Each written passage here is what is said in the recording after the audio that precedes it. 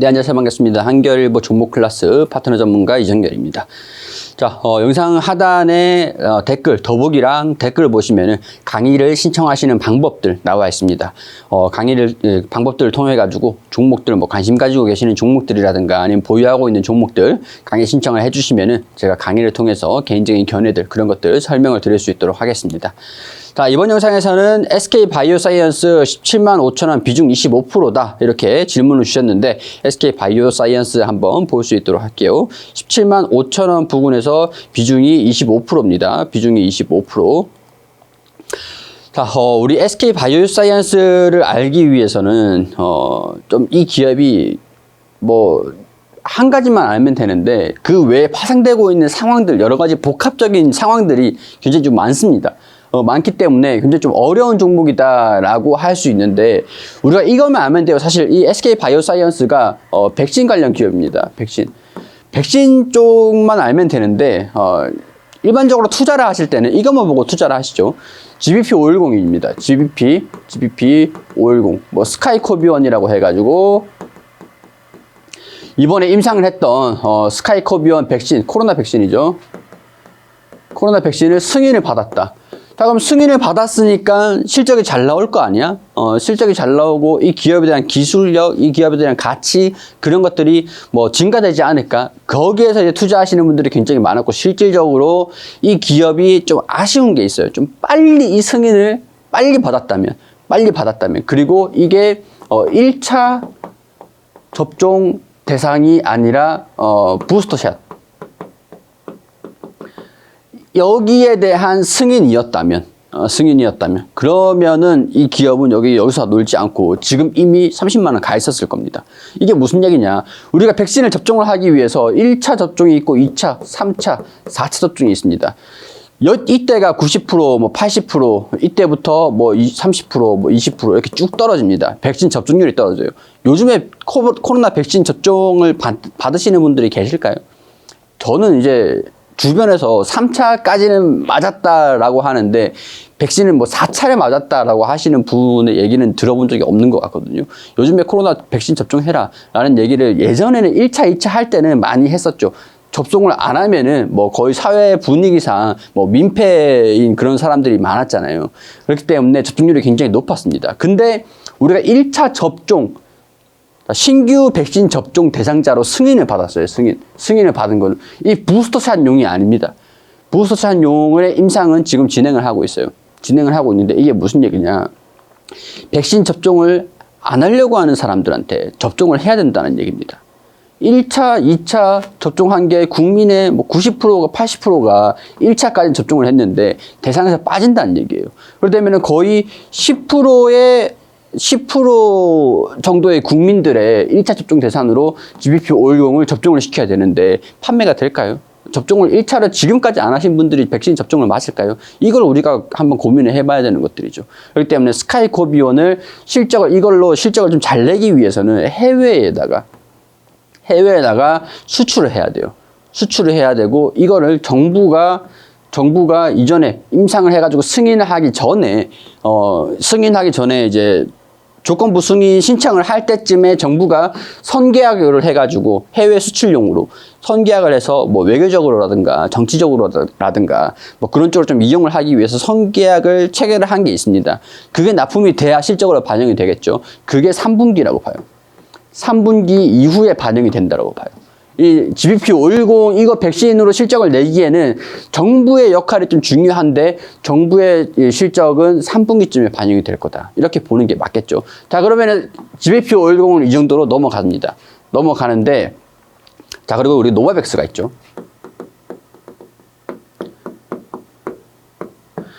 위탁 개발 생산인데 노바백스 같은 경우에는 CMO 우리 위탁 개발 생산하는 SK바이오사이언스인데 위탁 생산을 해주는 노바백스 제품이 있어요. 노바백스 제품도 있잖아요. 우리가 국내 접종률에 따라서 이게 조금 양이 조절이 됩니다. 매달 10만 도즈씩 납품을 해줘. 이런 게 아니라 국내 접종률에 따라서 이 물량이 조절이 된다라는 겁니다. 그러니까 백신 접종률이 높아지면 높아질수록 노바백스에 따른 백신, 여기에서 이제 SK 바이오사이언스가 여기에 납품을 하는 이 백신 생산은 줄어들 수가 있겠죠. 그렇기 때문에 2분기의 실적이 낮아진 겁니다. 그래서 낮아진 거예요. 자, 이렇게 보시면 될 것 같고. 자, 노바백스도 이 정도만 보면 됩니다. 자, 그러면은 우리가 부스터샷. 그리고 뭐 신규적으로 우리가 실적에 대한 기대감을 가질 수 있는 것들.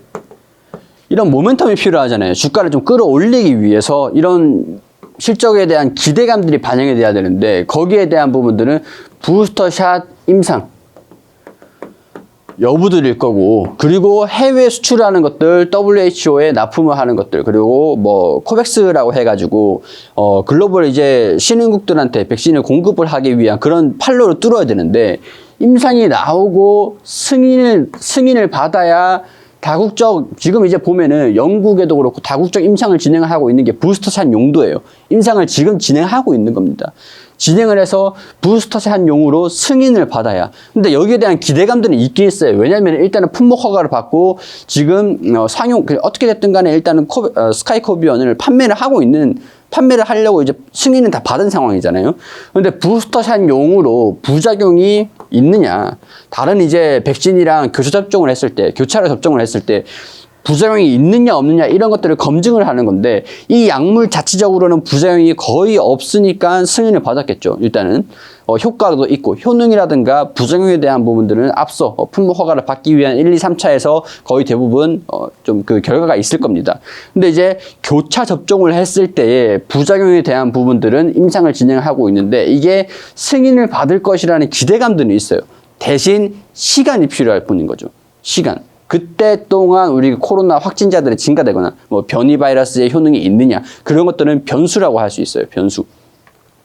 자, 그렇기 때문에 지금 일단은 실적이 2분기 실적도 좀 안 좋게 나왔고 적자가 나온 건 아닙니다. 적자가 나온 건 아닌데 실적이 개선이 되는 것들은 3분기 이후로 기대를 하고 있는 상황들이라고 할 수가 있겠고. 자, 그리고 이제 경영에 대한 부분들, 우리가 경영 여기도 이제 알 필요가 있거든요. 자, 최대주주가 SK케미칼입니다. 그리고 SK 바이오사이언스, 이렇게 지분을 가지고 있습니다. SK 바이오사이언스.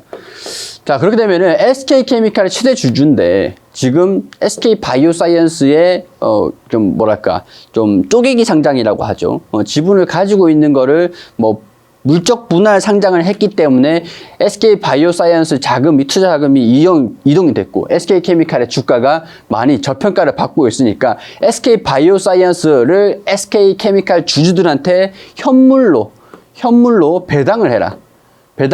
이런 요구들이 좀 많아요. 이 SK케미칼이 SK 바이오사이언스의 물적 분할 상장 때문에 저평가가 되고 있기 때문에 주주들이 피해를 보고 있다. 그러니까 주주로서 요구를 하건대 SK 바이오사이언스를 배당을 해주거나 이런 것들을 계속 요구를 하고 있는 강도가 점점 심해지고 있습니다. 그러니까 행동주의 펀드라든가 큰 자산을 운영을 하고 있는 그런 기관이라든가 그런 쪽에서는 계속 요구를 하는 게 앞으로도 계속 있을 거예요. SK케미칼이 주가가 저평가에서 벗어나는 동안. 그렇기 때문에 그렇게 되면은 SK 바이오사이언스에 배당을 해준다. 현물로 이 주식을 배당을 해준다라고 하면은 SK 바이오사이언스의 주식 수가 증가가 된다라고 하죠. 증가가 된다라고 봐야 되는 거죠. 일주당 SK케미칼 1주당 SK 바이오사이언스 현물 배당을 0.2주를 해주겠다. 그러면은 주식수, 상장되어 있는 주식수에 곱하기 0.2가 되는 겁니다. 그러면은 우리가 이 기업의 실적에 대한 부분들도 있는데 우리가 이 기업에 대한 가치를 평가를 하자라고 하면은 단기순이익에서 주식수를 나누면은 1주당 EPS가 나오잖아요. 1주당 가치가 얼마다, 이게 나오는 것들인데 주식수가 더 증가된다라고 하면은 1주당 가치가 떨어지겠죠. 이 기업에 대한 가치가, 주식에 대한 가치가 떨어진다라는 겁니다. 상장이 된다라고 하면. 다행히 아직까지는 주식수를 늘려서 더 이제 배당을 해주기 위해서 상장을 할 거다. 그런 얘기들이 확정이 된 건 아니고 행동주의 펀드에서 요구를 하고 있다라는 그런 수준이에요. 수준인데 이런 것들은 이제 주주들 SK 바이오사이언스 주주들의 입장에서는 SK 바이오사이언스의 주주 입장에서는 약간 불안감을 조성을 할 수 있는 그런 요인들이기 때문에 약간의 악재성은 좀 끼고 있다. 이렇게 보시는 게 좋을 것 같습니다. 향후에 또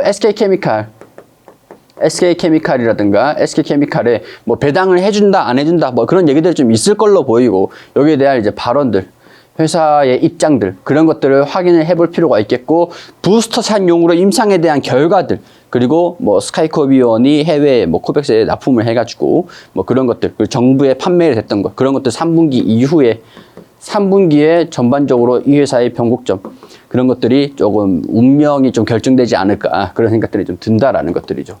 자 그렇게 되면 자 일단 실적들을 좀 볼게요. 실적은 좀 봤을 때는 일단은 뭐 나쁘진 않습니다. 실적이 나쁘진 않아요. 근데 3분기에 정부 선 계약이 됐던 것들, 납품을 했던 것들 정상적으로 좀 진행이 되면은 3,600억 원, 4,000억 원. 그래도 좀 봤을 때, 영업이익이 좀 증가가 됐잖아요. 영업이익이 2020년도 대비해서 2021년도 증가가 됐잖아요. 증가가 됐는데 영업이익이 좀 빠진다라고 하죠. 여기서 좀 빠진다. 그러면 우리가 EPS가 1주당 순이익이 어떻게 됩니까? 우리 이것만 보면 돼요. 1주당 순이익이 4,830원에서 3,860원으로. 근데 여기서도 좀 낮아질 수도 있다라는 거죠. 좀 더 변수에 따라서 변화가 좀 있을 수가 있다라는 거예요. 주기수가 상장이 된다든가 아니면은 뭐 백신 납품이 좀 이제 다른 이제 백신에 대한 경쟁이 좀 심해져가지고 납품이 좀 줄어들었다. 뭐 그런 것들로 인해서 이게 장기적인 전망들 뭐 그런 것들이 좀 이어질 것이냐 여기에 대한 이제 주가 전망, 이 기업에 대한 전망 그런 것들이 중요하다라는 것들이죠. 그러니까 이런 배경 같은 것들은 우리가 알고 있으면은 어떤 이슈들이 나왔을 때 즉각적으로 대응이 가능하니까 해석이 가능하니까 알 필요가 있다라는 것들이고. 자, 저는 이제 이 기업이 주가가 이전 주가를 좀 회복하기 위해서는 지금까지 벌어들인 돈이 있습니다. 돈이 있는데 바이오 기업들 같은 경우에서는 돈을 많이 벌고 현금을 많이 쌓아둘 수 있는 그런 기업들. 대박이 나가지고 현금을 창출을 하면은 새로운 이제 약물이라든가 그런 것들을 개발을 하기가 힘이 들어요. 돈도 많이 들고. 근데 돈도 많이 들고 힘이 들기 때문에 이걸 이제 파이프라인이라고 하거든요. 파이프라인. 이걸 파이프라인이라고 하는데 이 파이프라인을 인수를 합니다. 다른 회사에 뭐 개발하고 있는 약물에서 뭐 효능이 있다던가 뭐 신약이라든가 그런 것들이 뭐 유망한 신약들이 있다. 그런 것들을 가지고 파이프라인을 인수를 하는데 파이프라인에 이 회사를 인수를 하든가 아니면 이 약물만 인수를 하든가 기술 이전을 받아요. 이런 쪽으로 신약을 창출하는데 시간을 당겨버리거든요. 그렇기 때문에 현금을 지금 쌓아두고 있는 이 현금을 가지고 파이프라인을 적극적으로 인수를 한다든가 아니면 회사를 인수를 한다든가 이런 식으로 적극적으로 공략을 나서줘야 이 기업에 대한 가치가 실적에 대한 가치도 그렇고 장기적인 전망들도 그렇고 긍정적으로 되면서 이전 주가를 회복할 수 있는 유일한 방법이라고 봐요. 그렇기 때문에 우리가 이런 것들도 뭐 SK 바이오사이언스를 봤을 때 내용들이 좀 많죠. 그렇기 때문에 변수들도 그만큼 많습니다. 다양한 이슈들이 있으면 다양한 요인들이 있으면은 그만큼 변수가 상수가 아니라 변수가 좀 많아진다는 거죠. 그러니까 우리가 SK 바이오사이언스를 보셨을 때도 이런 것들도 같이 좀 아시면서 알고 추후에 나오는 이슈들 그런 것들을 좀 해석을 해가시면서 주가 움직임들 아직까지는 3분기까지는 좀 따라가야 되지 않을까 그런 생각들이 좀 들기 때문에 제가 봤을 때 여기에서 추가적으로 주가가 여기서 큰 폭으로 하락은 할 것 같지는 않아요.